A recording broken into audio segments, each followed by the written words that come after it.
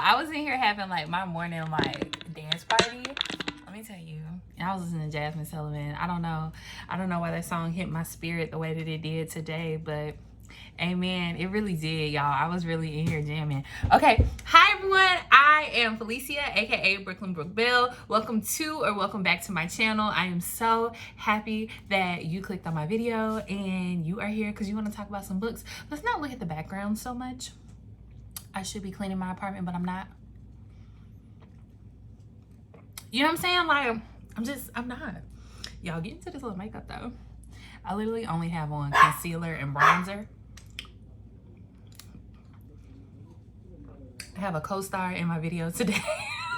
I am watching my best girlfriend's dog, Coco. Come here. And she is like, I want to be in the video. So you might hear her barking in the back. She's fine. She's fed. She's been walked. So don't be like Felicia's being mean to the dog. I'm not. Okay. This is a video that I love doing every year. Like, I love doing this video. And it is like, Coco, you can't cry in the video, babes. You can't cry. Okay, this is my mid-year like freak out tag, and I was watching the young lady over at This Story Ain't Over this morning, and I was like, I like her questions. I'll tag the creator from the video that I saw down below just to give credit. I love giving credit. If I'm watching a booktuber, you guys should watch them too. I think she's great, but I just followed her today, but I really liked her video. It was random and I was like, oh, I kind of want to do that. And so yeah, so it is the mid-year freak out tag, and I think there are 1 2 3 4 5 6 7 8 9 10 11 12 13 14 prompts. But y'all know I like to get in, get out. I really wish I had a fan. Y'all, New York is so hot right now. Like, New York is hot right now, okay? Like hot. But that's okay. We have our iced coffee in my cute little, oh, a book is a dream you hold in your hands cup. Can you see it? No. My camera's gonna just be mean to me. That's okay. That iced coffee is really hitting today. Okay, 13 prompts, mid-year. Let's pull up some stats because y'all know I like a good stat. These kind of have my July stats a little bit in it because, of course, we're a few days into July already. Well, not a few days, y'all. We are 16 days into July, okay? So far this year, I have read 104 books. I am 4 books behind schedule, but that is totally fine. I'm okay with this. I've been reading at a slower pace this year, which is totally fine. I've read over 28,000 pages. Like, how crazy is that? Like, thinking about that is wild. My average finish time for each book is 3 days. And yeah, my pace of books, because we're talking about so many books, I'm not really going to get into that, so we'll skip that. We'll do page numbers. So page numbers, I have read 3 books that had more than 500 pages. I have read 38 books that had between 300 and 499 pages, and 63 books that were less than 300 pages. I really said I didn't want to read no big books this year, and of course I read 3 500 plus page books. That is ridiculous. And they were all romance. Why are these romance books so long? This is wild. It's wild. Okay. Moving on. So we can get to the good stuff. So I only read 1 book that was nonfiction. The other books were all fiction. It's just where we're at. Majority of the books were romance, with 82 books being romance, and then the rest, you'll see my genres over here, but it kind of trickles on down. I read 19 books that were physical copies of books, which is lower than we need. With all these books in this house, we need to read them, amen. But 85 books were digital. My most read authors, shout out to y'all. Come on, authors in the room. Gray Huffington, I read 4 books. Aisha Bree, 4 books. Kay Shanique, I know her name is Kay Shanae. I'm a visual learner. Kay Shanae, 4 books. And Casey Mills, 4 books. I love this. I love this. it's been a great reading year. I have DNF'd, I think, like 4 books. We won't talk about those. But otherwise, I've read some really, really, really, really good books this year. And I want to talk to them with you guys, right? Okay, so the first prompt is the best book that I have read so far. I have two. The first one is, y'all don't laugh at me, I'm such a dork, but these two books, I read both of them earlier in the year, and I just cannot stop thinking about the characters in these books. And I love that. Like, that is what makes books special to me. That is what, like, is a reader's dream, is when I'm like, oh, these books, they took me to another place and blah, blah, blah, blah. And so, yeah. So let's talk about the 2 books. Okay, the first one is Rudy Jones's New Year's Resolution by Aria Daze. It was 126 pages, and I read this book, I think, in February. And y'all, it is a second chance romance. Our 2 main characters go, like, to this cabin. They're actually divorced. They got married when they were really, really young. And it is Rudy's, like, thing for the year to get his wife back. And y'all, I love this man. Like, he is giving, like, golden retriever energy, like, just the sweetest human being. He loves this woman, and he is like a big teddy bear of a man, and you can just, oh, I just want to eat him. Oh, he's so adorable. And sis is fighting, and she's like, listen, I came up here to this cabin to get my doctorate, or to work on the last part of my PhD program. I am not here to be playing with you. My father just passed. Be quiet. Be seen, not heard. And Rudy is like, I'm gonna be seen and not heard, all right, because I'm trying to get back with you. Y'all, it's so good. And then we're gonna come back to my and then part. My second favorite book of the year, and please just get ready to hear the characters, the name of the book, and the author all throughout this list for my mid-year book tag, but it is going to be A Love Song for Ricki Wilde by none other than Tia Williams. Y'all, this is the best book I have read in, I'm pretty sure, like, the last 3 years. Like, I now have 2 copies, because if anyone comes over here and tries to take my copy that she signed, it's gonna be a no. But I will be telling everyone to read the book, so I have to have a lender copy that I could give to my friends, get it back, whatever. And then I'll probably buy another one, because if I give this one to someone, then they're gonna have, you get what I'm saying. Okay, so Tia, I don't know what you put in it, girl, but wow. So I've been a fan of Tia's for a few years. I read 7 Days in June. I also read The Perfect Find. Like, I think that Tia does such a good job of making New York a character and an importance in her writing, and that is what I really appreciate as a lover of New York. I moved here at 21 to Harlem, like, and I was obsessed with the Harlem Renaissance, and I was obsessed with living in Harlem, and now I found a whole different facet of myself here in Brooklyn. Like, so A Perfect Find was definitely Manhattan. 7 Days in June was definitely a love song to Brooklyn, and now A Love Song for Ricki Wilde is a love song to Harlem, and it was so good. So Ricki is from the South, and she does not fit in with her family. She just knows that she is supposed to have, like, a mark on the world or do something bigger. Like, she has this draw to, like, do something bigger, which, I mean, is admirable. And this older lady, Miss Della, comes into her family's funeral home and has some questions, clearly about someone deceased. And she just picks up on Ricki needing something. And so she's like, you know, you said you want to open a what? I have an apartment for you in Harlem. First of all, there was no old woman who came to me in the South and offered me an apartment in Harlem. I would have taken it if it was offered. But it's just something about their relationship that spurs Ricki to move to New York and open this beautiful flower shop. And she's kind of like the black sheep of the family. She doesn't want to really be in her family's, like, business, which is like, she's like, I don't want to do that. But she makes these beautiful, like, flower pieces, and she starts putting them in old places in Harlem that are kind of lost. So if you don't know anything about Harlem, it is a very gentrified area of New York. Like, it used to be like the Black Mecca, and now there's like a Whole Foods and a whole bunch of Caucasians walking around, which is great. But it has kind of lost that je ne sais quoi when you think of like the Harlem Renaissance and like all of the things that Harlem was known for post probably like the Clinton era, right? And so she starts putting these beautiful flower pieces at these places. Like, this used to be the Cotton Club. This is where this person was discovered, or, you know, things like that. And I love stuff like that. I'm like, that is so cool. But she bumps into this guy.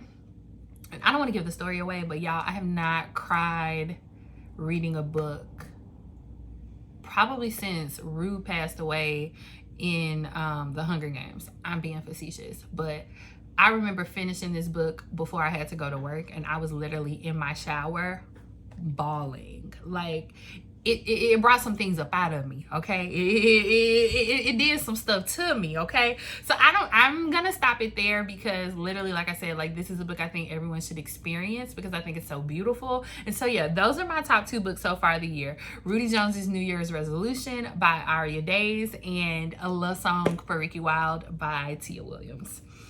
Okay, the next question is the best sequel that I've read so far this year. And I have 2. You can't read 100+ books and have like one, you know what I mean? Like, you have to have a few in your pocket that you can go and pull out. Right. Okay, so the first one is going to be the Hathor and the Prince book. And it is the Dubels book 3, and it is a historical romance book that follows the Dubel families as they marry off all of their children. Hathor is book number 3, but she's daughter number 3 too. She has her sister. She has Aphrodite. I think they have a brother, because Verity was their sister-in-law, and now Hathor. Hathor was hilarious. She kind of reminds me of, if you're watching Bridgerton, she's pretty much like Eloise. Like, she is like no holds barred. She's like, I'm gonna say what I want, I'm gonna do what I want. The only difference between her and Eloise is that she has a list and she wants to get married, right? And so she wants to get married, and so there's a prince coming to the town, and she has made a list to woo him, but lo and behold, she has already met him and they don't like each other. Like, they are like oil and water. They do not mix. And the fact that they are like not sworn enemies, but the fact that they don't like each other sets up the sweetest love story, like, for them to like come together, find out they have all these things in common, and like all the things. And it was so good. Now, I will say that the Dubels family, like the sibling relationships, definitely makes this story, it warms the story up a lot, because you get so invested in like the little sister who's always cracking jokes on Hathor. Aphrodite has now had a baby, and so she's popping back in. It is just such like a it's just a well thought out world, and I love this family and the warmth and the creativity that is going into these stories. It's so good. It's so good. Okay, so that was the first sequel that I've read so far. Now the next one takes us in a completely different direction, and I hope everyone is ready to go with me here. But if you have been on my page, you know that I love T.M. Richardson's The Oath. Well, I got a little sneak peek at The Offer that comes out July 30th, and it is the sequel to The Oath, and this is The Offer. And y'all, hands down, one of the sexiest books like of the year. Like, if there was an erotic tag in this book challenge or book discussion that we're having, this book would be at the top. So this book follows a young lady that goes to a sex club in her city, and she is seen by a couple who decide that they would like her to be their third. Now, the thing about this couple is it is not a man and a woman. It is 2 gentlemen who are living under the radar. Let's use different language.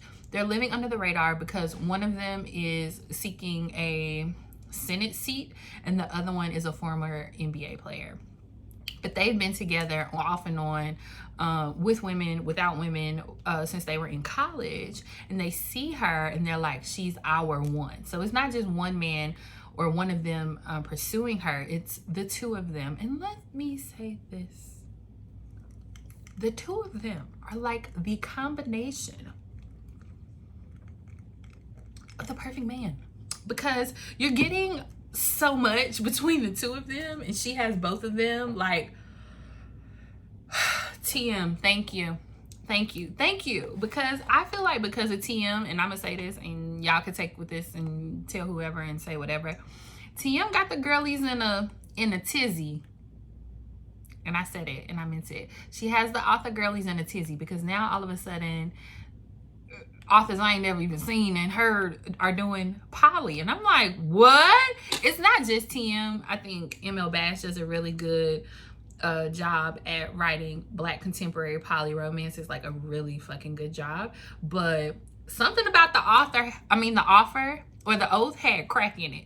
And the authors have not been shook loose since. They are like, everybody got to be poly. And I'm like, whoa. But I think it's because this might be an unpopular opinion, but I really think it's because of how popular the oath was and how fast it took off. I'm just saying. And TM does not disappoint with her follow-up, The Offer. So if you have not read The Oath by TM Richardson, now's your time. Come back, tell me what you thought before July 30th when The Offer fully comes out. Y'all, it's a good book, don't miss it. Those are my two best sequels of the year, hands down, no questions asked. Next question. A new release that you want to read that you haven't gotten to read yet. The first one is The Poisons We Drink by Bethany Baptiste. Everyone has seen this book all over TikTok, Twitter, Bookstagram. It is a beautiful book. One of my amazing followers over on Twitter actually gifted me with a copy of the book. I was down a little bit and I was like, oh my God, I can't buy books right now. And she was so sweet. She bought it for me. But it is definitely about a potion making witch.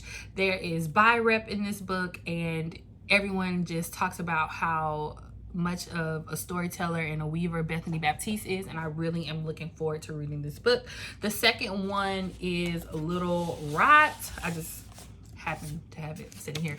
Little Rock by Awaeke Emezi. Their books are always so well written and just so full. Like, I always feel like I walk away from their books feeling like that was a full story that really took me on a journey, that took me on a ride. And so everyone's saying that this is, of course, a follow-up to their other works, and it's just as good. So those are the two books that I really am looking forward to getting to, probably this month. More likely than not, I will get to them this month. Y'all, it's hot in here, and y'all see I get to rushing when I get hot. Okay, next question. My most anticipated releases for the second half of the year. I have two. I feel like that's a theme. I have two.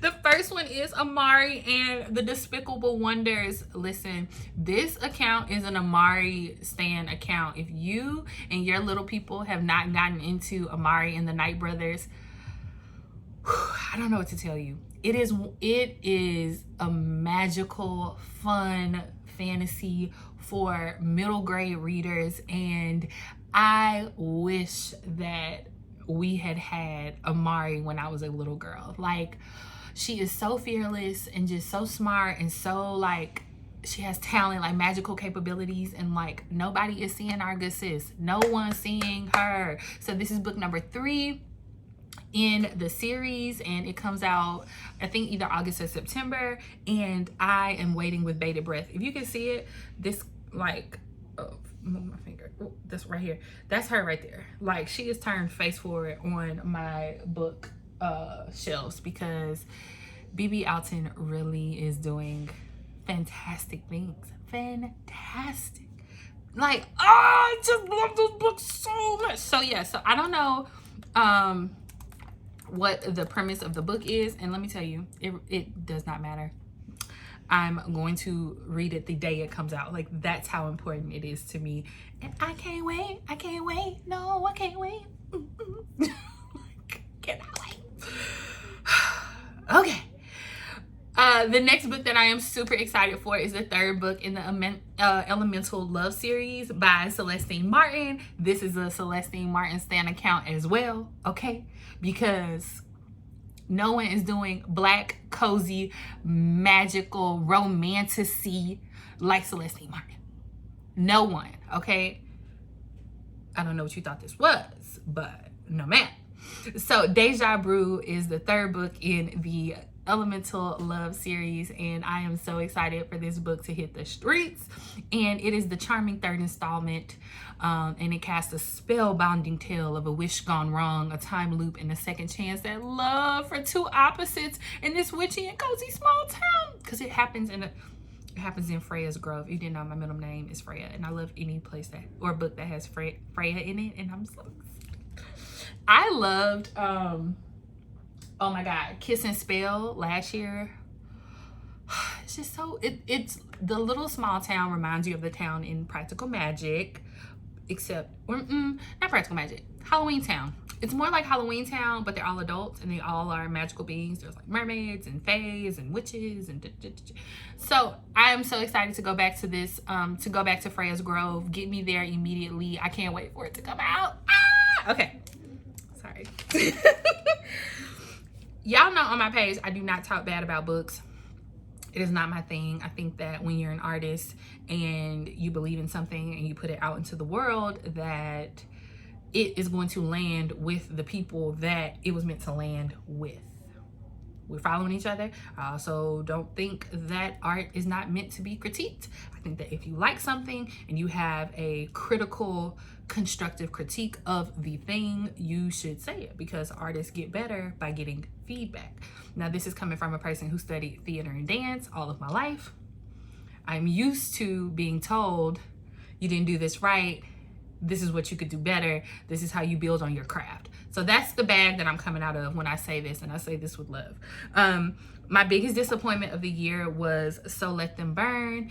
It is a kind of Joan of Arc dragon story based in the Caribbean, and I was really super excited for just those two parts, right? Joan of Arc, black people, dragons, excited. I do hope, my hope is that with the sequel to So Let Them Burn, that we get some questions answered. I feel like there were a lot of setups in the first book that left a lot to be desired. So I'm not casting off this author or the series. I am gonna come back for the sequel just to see, like, will the questions be answered? Are any of the things that you set up in the first book going to come to fruition? I feel like it was a great concept, and I think what I'm seeing with a lot of debut authors is, like, are we listening to our editor?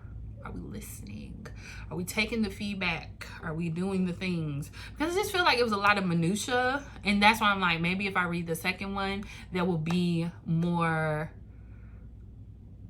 resolutions to everything that was started in the book.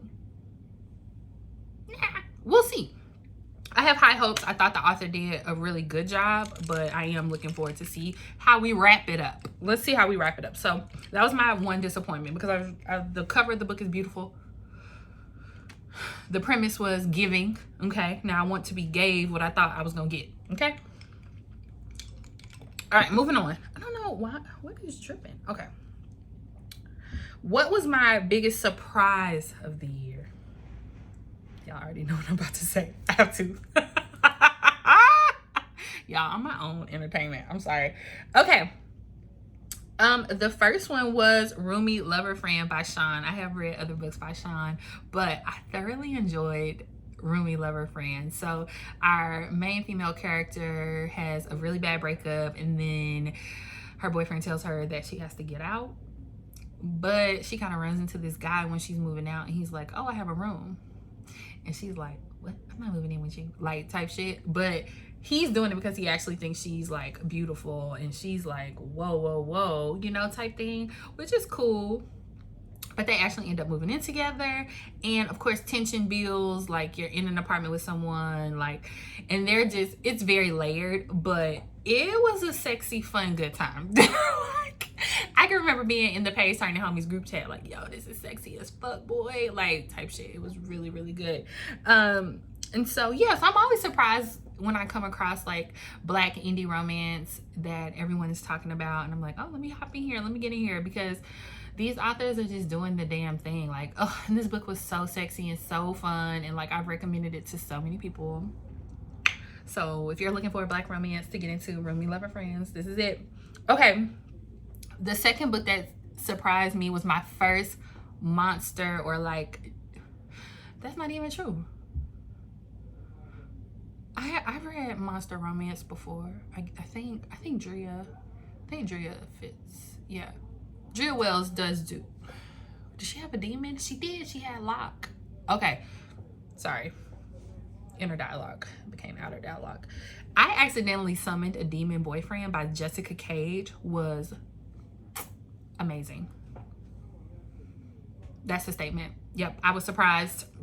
But I shouldn't have been surprised, because I've read Jessica Cage before. I read Jen a few years ago and have been wanting to get her other books, like when I see her go live on TikTok.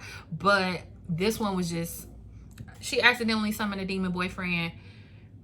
I can't even go into it because I don't know who be watching my videos. But when I say that this was some good monster smut, and this book was well written, because, you know, shout out to Tati Richardson, aka Tia Richardson. She was talking about this. Like, she was like, you know, books can be like smutty or erotica and all the things. The things that make them really good is when they're paired with a great plot, and the story is good, the writing is good, the smut is good. Like, it has to be like a magical storm of all the things to make it really, really good. Magical storm. It has to be a perfect storm of all the things. And I just feel like I Accidentally Summoned a Demon Boyfriend. It hit on the monster level, the lore of this world, her capabilities, him as a demon, like, it's like unrequited love is in it, because he has a demon that's chasing him, who wants him to be her man, but he'll never be her man. You know what I mean? Like, type thing. It's so good. Give it a try. I don't know. If you were looking to get into like monster smut, there you go. That is a great one. Okay. My favorite new author, either debut or new to me. Let's get into it. Okay, so this was the part where I said I was gonna make the connection, because you remember my favorite book so far of the year was Rudy Jones's New Year's Resolution. That was my first book by Aria Daze, but y'all, this week I read another one of her books that I'll talk about in my July wrap up, because I'm not doing it here because don't get me started. So good. This woman, you on to some shit, Aria. You really, you're doing your big one. So I read 2 of her books this year. Both of them are 5 stars. Y'all know I'm not even rating books like that this year. I'm not even rating books like that this year. The book was fabulous. It was good. I'm buying everything she puts out day of. If she put another one out, I'm finna read it. The second author who was new to me that I'm just like, yes, was Bella J. Bella wrote 1201. If you didn't see this book going viral like all over like Book Talk and Book Twitter and Bookstagram, it's 1201, a delusional enemies to lovers romance. And like, we open the book with the main character crashing her ex fiance's wedding to like his like play cousin. So she smashes through this wedding, and his twin brother is like, I'm gonna get you out of jail and just hop on this plane with me real quick. And they fly down to the Caribbean. Now, I'm not gonna tell y'all what happens after that, because it's delusional. It is pure Delulu land. Like, you have to take your logic, throw it out the window. Logic is not in this book at all. It is delusional, as it says in the title. And Bella J, it was so delusional and fun. Oh my God, I haven't read a book and been that excited in so long. excited because I like mess. Like, you know what I'm saying? Like, I like a messy situation. I like a messy man who gonna be messy with me, who gonna troll people with me, okay? And who gonna get and clap back with people with me. And he just had her back. And I really see so many Black readers loving on Black male characters that are written in a way that are pretty much kind of the antithesis of like the red pill podcast, bro. Like, we want anything that's not that. Shout out to Serena and Cordell if you're watching Love Island. Like, we want anything that is not a man who has a podcast, who watches podcasts, might have podcast equipment. You know what I'm saying? And please say I'm ridiculous. And Midnight in 1201, he's the antithesis of a red pill podcast man. And I love it. He was so, I loved him so much. Okay, focus. Okay. So yeah, so those were my 2 favorite new to me authors. Shout out to y'all. I have a lot of repeat authors on my book list this year, so there is that. I don't understand what's happening over here. Okay. Oh, I love this question. Okay, so my newest fictional crushes, y'all know this is a book boyfriend. We gonna talk about them. I write about them in my articles in Curls in the Hood. Like, love a good fictional crush. You know what I'm saying? I love it.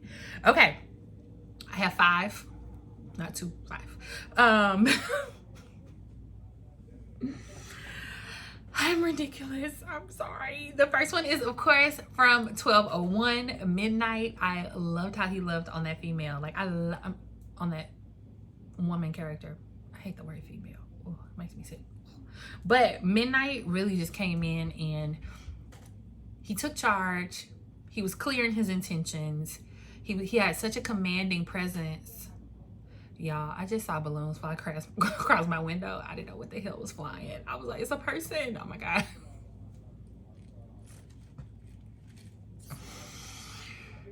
That scared the shit out of me. Okay, so we love Midnight. He is my number 1. These are in no particular order. Sorry, don't think I said that. Number 2 on the list is, of course, Rudy Jones from Rudy Jones's New Year's resolution. He's a big teddy bear of a man. He is a provider, but he's also like here to just like spoil his woman and win her back. And you know, I really support him. I really do. I support Rudy. The next one is Adriel Thomas in Make Me a Promise by Cami Holt. And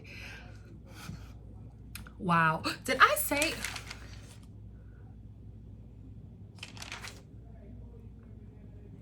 Oh no, that's next. Okay, and it's there. Okay, and it's in Make Me a Promise by Cami Holt. And he was just a good friend, a good support, and a good protector to the woman main character in Make Me a Promise. Like, he was written so well. And I told Cami this because that book had me in my feelings. And yeah, Adriel Thomas, love him. Love. Okay, number 4, no particular order, Dr. Royal London. Come on down to the front of the church in Finding My Bodyguard by A. Blossom. Y'all, this all I'm gonna say. He kidnapped her before a good reason. Because you know, when toxic men kidnap you, it's always for a good reason. He kidnapped her for a good reason and took her to Cuba. And instead of being like, we're gonna be together right off the bat, he was like, you know, I really feel like you need some therapy and some self-love. So I'll just plan self-love dates for you. And I'm gonna leave. What? He may or may have not built her a library with a cozy chair and had wine laid out as one of her dates. He may or may have not. I'm trying to entice you to go read the book. Finding My Bodyguard. Dr. Royal London is not to be trifled with, okay? At all. I love him so much. Okay, now the 5th entry on my newest fictional crushes is a little different because I just felt like you couldn't split the 2 of them up. And that's going to be Kristoff and Kadeem from The Offer. Now, I don't want to go too much into it because this book hasn't even hit the streets yet. But again, the two of them are in a couple. Okay? And they want Alyssa to themselves, but they're in a couple by themselves. But how they pursue her is literally like the perfect man, because each of them brings such different things to the table that it's like you can't have one without the other. And so my 5th entry into my crush is Kadeem and Christopher, both of them. Yeah, they was together. Yeah, they together. The two of them as one in wrong relationship. Chef's kiss. Tim, you know what you're doing over there. You know what you're doing over there. Okay. The next one, a book that made me cry, is 2 of them. It's two. Two of the books made me cry. And that's going to be A Love Song for Ricki Wilde by Tia Williams. I told y'all this book was going to be all up and throughout this list. I bawled like a baby in that shower. In the shower. I cried. Tia, she can craft an emotional journey of a book. Like, she really did that. That girl, she wrote a book out that book. Damn! Have y'all read that? Drop down below if y'all read Tia Williams' Love Song for Ricki Wilde. It's my favorite book of the year. The second book that made me cry was Make Me a Promise by Kamilah, and it made me cry because the young lady who's the main character, her father like is in her life, but she doesn't know he's her dad, and so he purposefully raises his other children and does not acknowledge her. She doesn't know he's her dad, like, and he is a prominent, upstanding man in the church. In 2025, I really hope that we come to a place where we bring public shame of deadbeat dads back. Like, for real. Let's publicly shame them. They deserve to get talked about. They deserve no sleep. Their friends should be like, I don't want to be friends with you if you're not taking care of your child. You know what I'm saying? Like, why? So that hit me on a personal level. And so just the way she wrote the story was so beautiful and so touching, which is why Adriel is my favorite, one of my crushes this year in book boyfriend form, like, because the book was written so well. Shout out to Kami. Love her. Okay. My 2 newest favorite characters. So if you have watched my channel for a while, I love like a good supporting cast in any book that I read. Like, is the cast good? That's kind of why I like Hathor and the Prince, because the cast, like all the people surrounding the 2 main characters of the book, is so well thought out and so well rounded and so good. So I often think about Uncle Lee Chester in Alexandria House's McClane Brothers series, because he's so funny. And so I changed this question. Who are my 2 favorite old people this year? It's going to be these 2 right here. The first one is Miss Della from A Love Song for Ricki Wilde. Who's surprised? She was witty and funny and beautiful and fearless even in her old age. So we meet Miss Della and she has a checklist that she wants to complete before she passes away. And one of them is like having a girlfriend. So she has this old Asian woman as her girlfriend. Like, she is just doing all the things that she ever wanted to do, and she does not hold back in the things that she says or in the wisdom that she shares with Ricki. And I just love her so much. And she's such an integral part of the story. Like, that story wouldn't be the same without Miss Della. Like, I love Miss Della. And the second one is Mr. Ali from Cloudy with a Chance of Romance by Ashley Nicole, one of my must-read day the book comes out authors. Like, I love Ashley Nicole. And with this book, it didn't change it. Mr. Ali is in his 90s, and he has made his granddaughter his like word of attorney, or you know what I'm trying to say, like his point of contact for everything. Oh my god, what is it called? Power of attorney. But she also had to like sign this contract to like take care of him in his old age and run his business. But he asked her, he's like, did you read the contract? Did you read it? And she's like, yeah, I read it. I have to take you to your appointments on Thursday. The appointments are with a sex worker. She has to drive her grandfather to his weekly sex appointments. And y'all, he funny. Like, he is hilarious. He's in his 90s. He don't give a fuck. Like, oh, he's such a comedic relief in this book. Like, he's written so well and so funny. I love Mr. Ollie. Shout out to Ashley Nicole for that. Amazing. Okay. A book that made me happy, The Problem with Players. So this was a new author to me, and it the story follows two former high school friends who had like a falling out that we find out about, but their connection was always baseball. And so she is the assistant coach and the head coach gets fired at their old high school, at their alma mater, and he is coming out of like leaving the Major League Baseball league or whatever, and they give him the job over her, and they already have bad blood. Like, it's bad. They got bad blood. We got bad blood, you know what I'm saying? And it is definitely like an enemies to lovers but second chance kind of thing, and it's set in this little small town. And all I kept thinking about was like, this is like a 90s romance. Like, he sounds 90s fine, and you know, she's laid back, she's not overdone with makeup, she's really chill, she just wants to like help her community. Like, I don't know, but it was sweet. And I love, sometimes, you know, we talk about erotic on this page, we talk about monster romances on this page, we talk about all kind of things, but then sometimes I think like, what about just like a sweet love story? And The Problem with Players was that. It was just a sweet love story. It's so it just warmed my little spirit. The second book, because you know I got two, the second book that made me happy was Dragon Fruit, and this too was a book by a new author, or a new to me author. Did I let somebody borrow it? Yeah, I don't think I have it, but I'll put a picture here. Dragon Fruit, and it's so beautiful, and it's set in like the Pacific Ocean, and it's this magical realm where they are chasing dragons, sea dragons, to get the dragon fruit, which is the dragon eggs, because if you eat the eggs, then any bad thing in your life, you could change it, but it comes with a price, right? Because magic always has a price. And this just wasn't a world that I felt like I had ever read about before.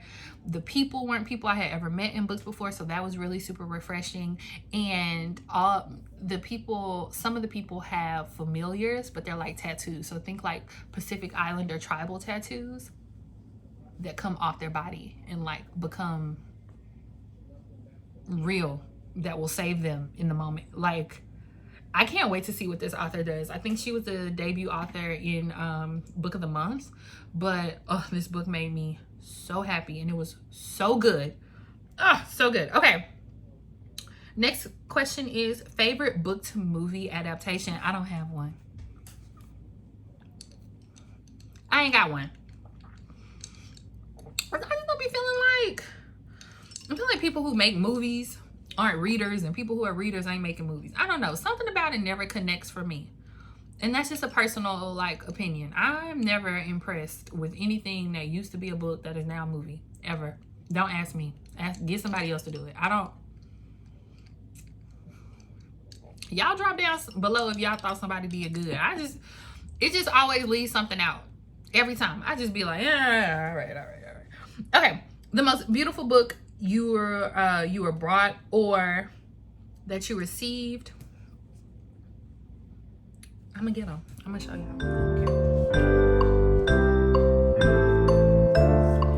Hold on, I gotta get the other one.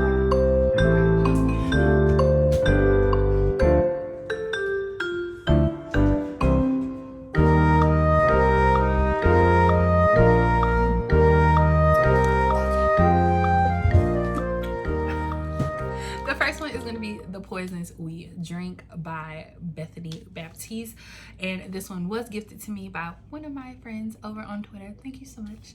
But look how it's such a great time for like the Black romantic-y fantasy girls right now. Like, we are really eating. Look at this. So pretty. Oh, so pretty. Okay, and then can you guess which book I'm about to say? Because get the fuck out of here. Stop it. I just feel like my phone's not even picking it up. It won't focus if I get real close, but these two black people laying like this, something about blue light on black skin.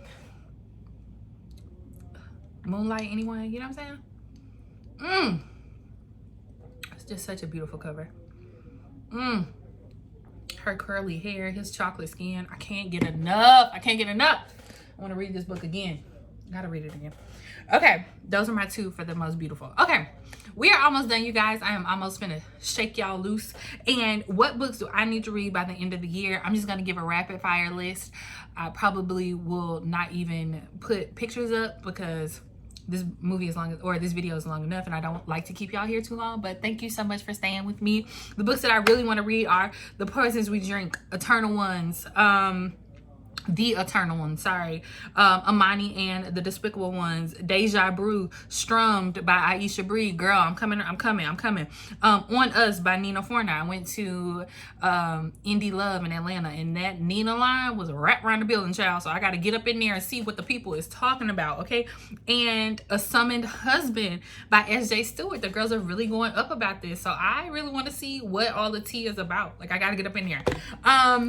All right, guys, if you have made it to this part of my video, please drop a stack of books. Thank you so much for being here with me, supporting my channel, talking about books, writing me in the comments. Y'all know I am literally always so happy and so humbled by your support. Yeah, tell me, what books from this list are you looking to read? What books have you already read? Should I move some up on my TBR? Tell me. I'm waiting. But yeah, that's all I got, y'all. Again, thank you so much for watching my video, and until next time.